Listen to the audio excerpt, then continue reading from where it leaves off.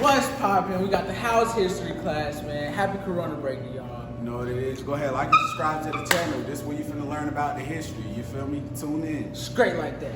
What's up, guys? Coach Howes here. My world geography class, first world geography video that I'm going to be doing. We don't lecture as much as I do in U.S. history, so I don't have to give you all one of these videos every day, every other day, anything like that. You all have been doing pretty good with your assignments so far. You've been doing great with contacting me if you have any issues. You've been doing great with the reminds, great with the emails. So make sure you're doing what you're doing. Stay on track of your work.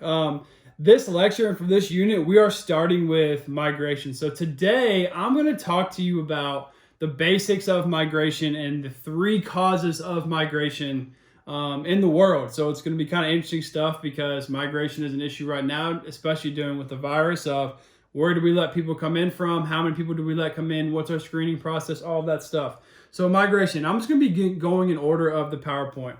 So the first thing we're going to talk about with migration is the term mobility and being mobile. So mobility is it's like a generalized term that refers to all types of movements. So the idea of being mobile, this can be something as simple as you going from your house to school every day. This can be something as like weekly visits to a local shop or the barber shop or whatever. Or it can be something as, I guess, broader as like annual visits to local family members, maybe in the United States, right? So for the longest time growing up, my family went to visit my other family, I guess the other half of my family in Ohio.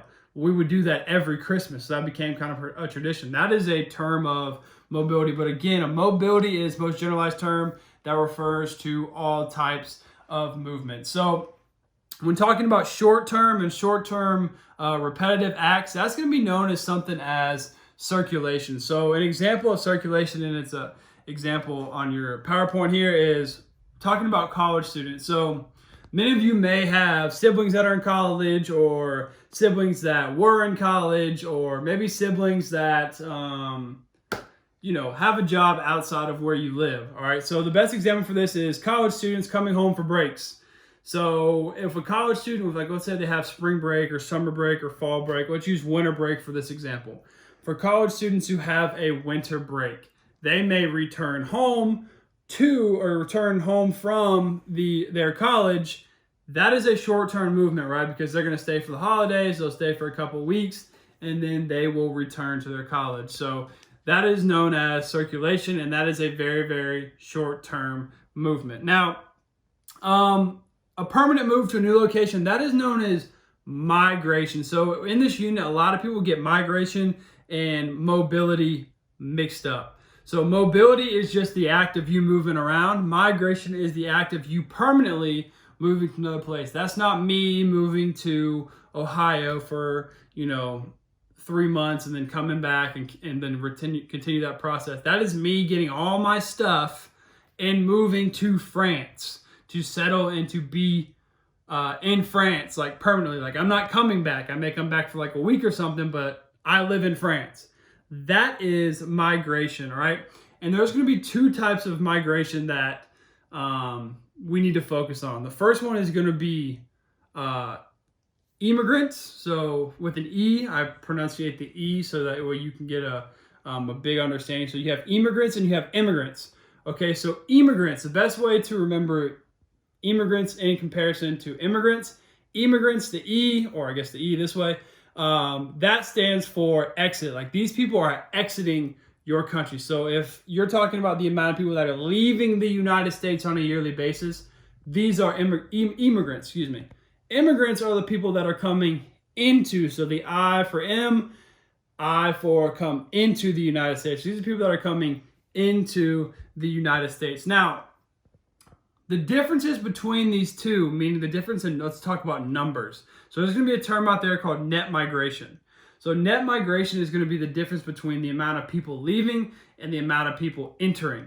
If you have more people that are leaving than you do entering, you are at a negative net migration, right? Because more people are exiting. If you have more people entering than you have leaving, your population is rising, therefore your migration or your net migration is going to be up. And then on your PowerPoint, I'm looking at it right now, you have some countries with high net out and high net in migration. Obviously, the countries with high net in, it says North America, Europe, Oceania. Oceania is like Australia. For people who have a lot of people coming in, this means these countries are more developed. So little star, that's a trend. These countries are more developed, so you have more people trying to come into these places. So think about that. If a country has a high immigrant total, or your net total is negative, meaning you're having more people leave, these are usually your less developed countries. This is your Africa, this is your Southeast Asia. Okay, this is all of these. It says, your next slide says distance of migration, so Ravenstein's laws. So really what it's saying is most people, when they move, they do not move very far, right? So the idea is, I live in Kennesaw. If I'm going to move, I'm more likely to move to a Marietta, Atlanta, someplace in Georgia. What I'm not likely to do is I'm not likely to get all my stuff up and move across the United States to Santa Monica in California. It's just not likely. Now, can it happen? Yeah, absolutely. If I was in class, I'd ask you, could this happen a lot? Yeah, well, actually, yes, it can, but you are not likely to. So when you're considering people moving, you have to understand the closer, usually the better. And then if you do move to a new country that's far away, right? So let's say I move from here, from Kennesaw, to France. All right, I'm more likely not to move in the middle of nowhere, France. All right, I'm going to go to like an economic center, meaning like a very, very powerful city. So I'm going to go to a Paris. Same thing for someone coming to Georgia, right? They're not going to move to the old Statesboro, Georgia, or Meadow, Georgia, or anything like that, right? Middle of nowhere places. You're going to move to an area that is close to or into Atlanta, right? A major, major economic hub. Now, migration can be divided into two categories, meaning you can be divided into voluntary or forced. All right, voluntary, this is where you are leaving by choice, right? I'm moving to Paris because whatever reason. Maybe I had a job opportunity. Maybe it's because I went to Paris and I like Paris, so I move. Involuntary is you are moving because you do not have a choice. This can be either, maybe you're being discriminated against in that country. Maybe there's a war in that country. Maybe your migration can be divided into two categories. That's going to be your international and that's your internal. International is where you are going to be able to move, or you are moving from one country to another. So if I'm moving from the United States to Canada, that's an international movement. That's international migration. And internal migration is within the same country, right? You're going to have two terms that go underneath internal, and that's going to be on your PowerPoint. It's interregional and that's intra-regional. Okay, those are different regions. So what that means is you are moving from the south to the north. So let's say I'm living in Georgia and I move from Georgia to Ohio. That is a different region. Or let's take it about the Hillgrove district. If I'm moving from a Hillgrove district to a Kennesaw Mountain district or to a Harrison district, that is an interregional. That is different regions. Intra, which is your second one, that is the same region. So let's say I'm living in a house on Dallas Highway and I move from Dallas Highway and I move to someplace off Friendship Church Road. I'm still within Hillgrove District, so that is your intra-regional migration. All right.